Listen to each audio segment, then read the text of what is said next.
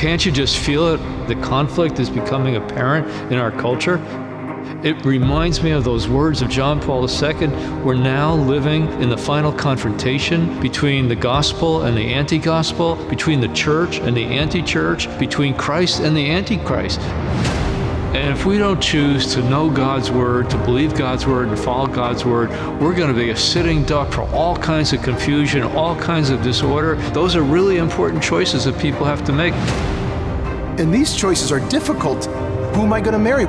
What kind of life am I going to live? How am I going to raise my kids? What am I going to do with my time, my talent, and my treasure?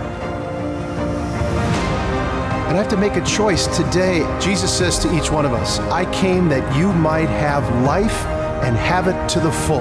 The question is, do we want it?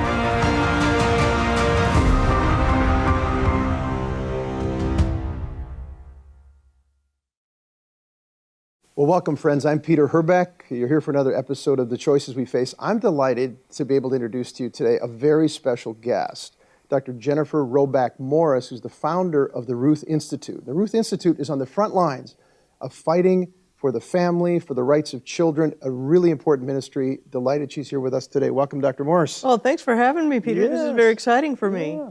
Tell us a little bit first about yourself, and then how the Ruth Institute emerged and what's its central mission. Okay, well, my doctorate's actually in economics, and I taught economics for 15 years at Yale and at George Mason University and had no thought at all about the family at all until I went to decide I want to have a family myself. And my husband and I confronted an infertility crisis, which then brought me back to the practice of the faith, as it turns out. That's a long story. But we resolved our infertility by adopting a little boy from Romania who was 2.5 years old when we got him. And then within 6 months of his arrival, we gave birth to a little girl.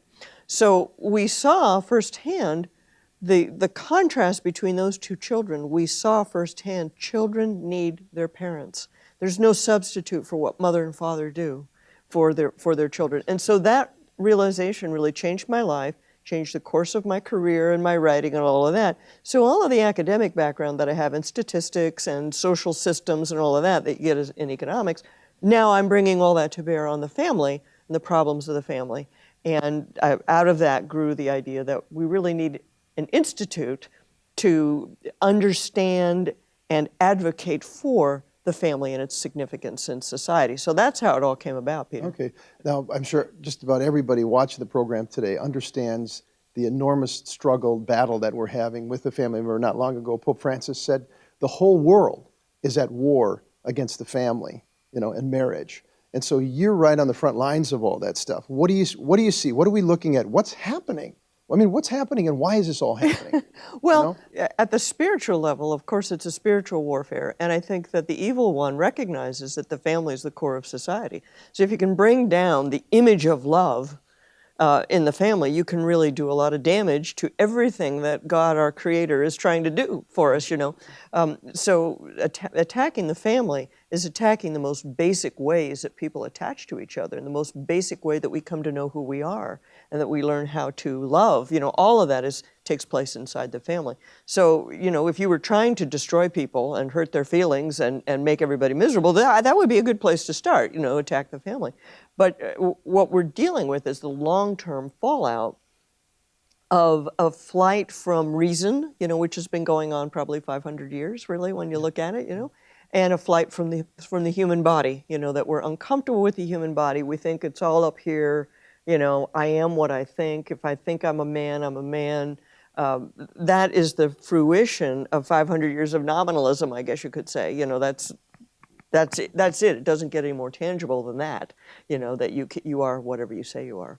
So that's what we're dealing with. And as far as the very practical things that people see in front of them, the move from the widespread promotion of contraception to then no-fault divorce to gay marriage to now transgenderism, we have not really fought those things on the terms that they needed to be fought. We've always been kind of picking around the edges and not realizing what's the core issue. And that's why we're behind. Yeah, you've written quite a bit. You speak very articulately about the lies of the sexual revolution. Yes. And talk to us a little bit about that. Well, yes, they're lies. When I first confront it with people, I don't just blurt it out, Sure. hey, everybody's lying to you. But in fact, we are confronting a whole lot of untruths, okay? So I break the sexual revolution down into three parts. The first is the idea that a good society should separate sex from procreation, okay? And if people think about it, you'll see that this is a very common idea in our society.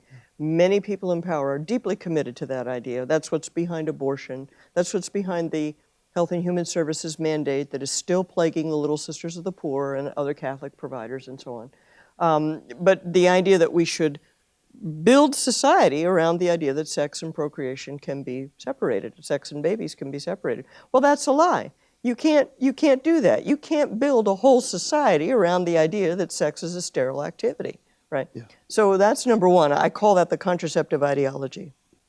Second, we've got the idea that I call the divorce ideology, which is that the children will be fine as long as their parents are happy. Children don't really need their parents, so as long as mom and dad are happy and comfortable and getting along okay, it doesn't matter if Junior's going back and forth between two houses or mom and dad remarry, none of that matters. What matters is the happiness of adults. And so we're sacrificing the happiness of children to the happiness of adults. It used to be the other way around, that adults understood that we're supposed to protect the child, and that's the vulnerable person. So I call that the divorce ideology, and that too is a lie. Children do need their parents. Children need their own parents, not just two people who happen to love them.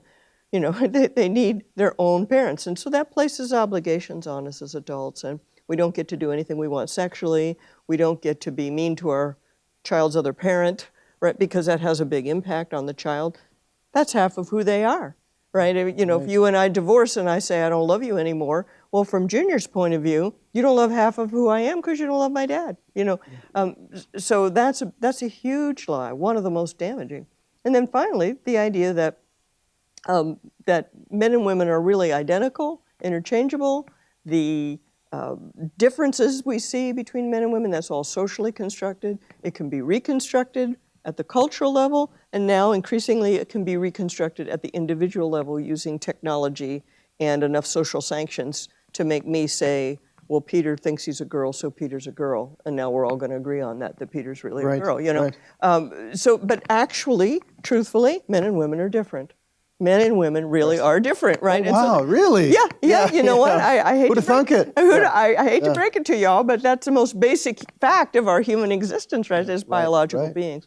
So you've got the gender ideology, the divorce ideology, and the contraceptive ideology, and they're all wrong, they're all untrue. And so in order to keep that all going, in order to keep that fantasy, it's a fantasy ideology, Peter. That's really what it is.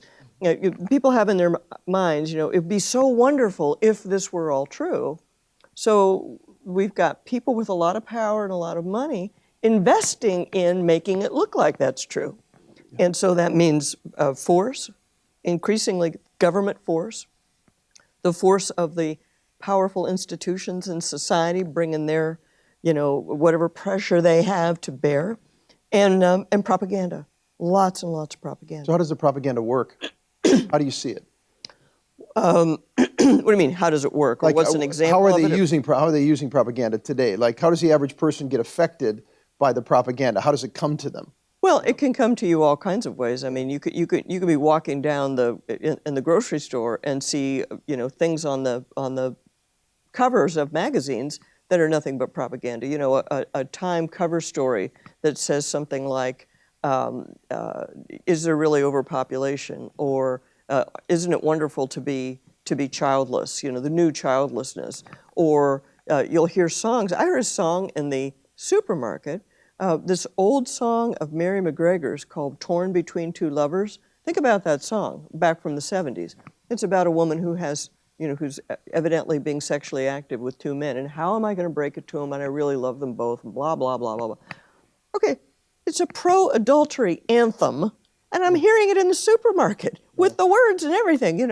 So it's really endless. And once you start to notice it, then you'll see it everywhere. Yeah, and part all of the, around us. Yeah, part of the propaganda that you hear regularly is that no matter what form of family life we're defining, it all works for kids. That's right. I mean, that's kind of you referring That's to it earlier. Exactly That's a right. fundamental thing, and they pull out these studies that supposedly confirm that this is bliss for everybody from top to bottom. And most of it isn't true at all. That's right. But you're sort of just conditioned to believe it. That's right. And then if you're going to raise the question, if you're going to counter it, it seems like in the culture, bam, you get hit really hard, you get shut down. Nobody wants to hear an argument. I mean, I know you've had to deal with that in different ways. Oh, yes. But that whole strategy of identifying you as you're a hateful person, if you're just a bad person. If you don't question this kind of stuff, you don't go right. along. So we don't even have to listen to you because you're a bad person, because you're a hater. You're like the Klan, sort of. And that's the ultimate strategy. That's the ultimate form of propaganda. Because, in fact, if you really confront the data, if you really confront reality in the form of just human experience, you'll see right away that all this stuff is baloney, that it's not true. So the best strategy that they have going for them, is to say, well, let's not talk about that. Let's talk about you and what a bad person you are. Right. So continually change the subject to, Dr. Morse is a bad person, and look at who she's hanging out with, and look at that mean person that she has with her, and blah, blah, blah. But in fact, this mean guy that's sitting here with me just ran a study that shows that I'm right, there was a particularly appalling poster that I saw that turned out to be a fake poster, and it was created, I guess, by some gay rights group, and it shows a little boy with a noose, saying, all these children, so many gay children are more likely to consider suicide, and so on and so forth. And it's quoting a study, and the whole purpose of the poster is to discredit the study, but it's not that the person who did the study created this poster in order to demean gay people, not at all. Somebody who's promoting this form of propaganda created that poster to demean the guy who did the study, which is a true study. So go figure. I mean, that's what we're dealing with, and that's what the public needs to understand. And at the Ruth Institute, a lot of times my job is to read these new studies, and people will send it to me. Dr. Morse, did you see this study? And I'm like, give me 5 minutes. I got to read the darn thing, And you look at it and you go, it's just the same old recycled nonsense study.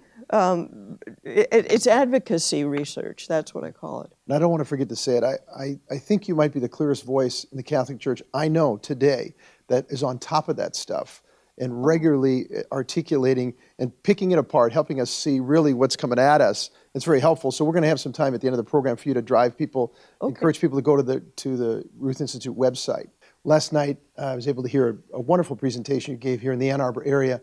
And you're talking about like the logic of married life, how the Catholic Church really ends up having the clear picture and continues to have the clear picture about what it's all about. Yes. Why don't you share a little bit about that? I thought it was really insightful. Well, thank you. Because of my experience with my kids, my adopted child who had such a traumatic beginning, and who's doing fine now, by the way, just so everybody knows, don't worry about him. Yeah. But if you take the whole process and look at it from the child's perspective, and you ask yourself, what is owed to children? Does society owe anything to children? Do parents owe anything to children?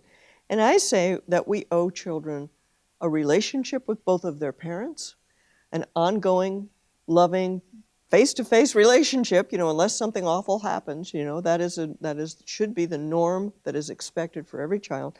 And children deserve to know who they are. They deserve to know their identity, and part of that relationality builds the identity, but things like falsifying birth certificates for donor-conceived children, for example, things like that, completely against the rights of children to know their identity. So if you start with that idea, that children are owed relationship and identity from adult society, and you start to reason outward from that principle, you will end up with traditional Catholic sexual morality. You will end up with the idea that, well, okay, if mom and dad owe it to the child for him to be in relationship with both of them, well, you better pick out a co-parent that you can get along with for a lifetime, because that kid needs you for a lifetime. So, and you better get started on that relationship before the child ever shows up. So don't have sex until you're married, because it could all fall apart. Only have sex with the person you're married to. Stay married unless something really awful happens. Don't pick at your spouse needlessly, right? Be kind to your spouse, be good to your spouse, speak well of your spouse. No third-party reproduction, because that's obviously against the interests of the child. You know, if you have a donor gamete or something like that, that's completely against the child's interest. And yeah, then there you are. You know, and abortion and contraception are also injustices to the child because they're fooling you into thinking you can do whatever you want and it'll all turn out okay. You see, and if you go into your sex life with the idea of, well, I don't have to worry about babies because I got it covered, you know, with a contraception and abortion as a backup. If that's the way you're thinking, you know, contraception does fail sometimes. And then there you are with a baby, and you're not prepared to really do justice to that child. So abortion and contraception doesn't really get you out of it.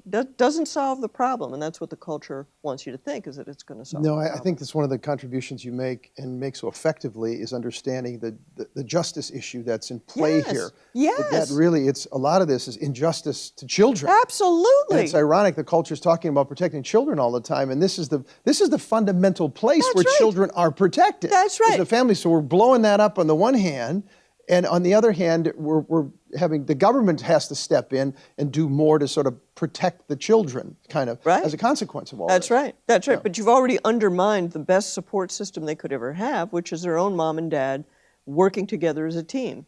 Once you throw that out, you don't have a good substitute. Any other substitute you can come up with is going to be inadequate, right? So you got to really work on that. The other thing that we're doing is that we're introducing enormous inequalities among children. And this is another great irony. You know, we've been talking all these years about marriage equality.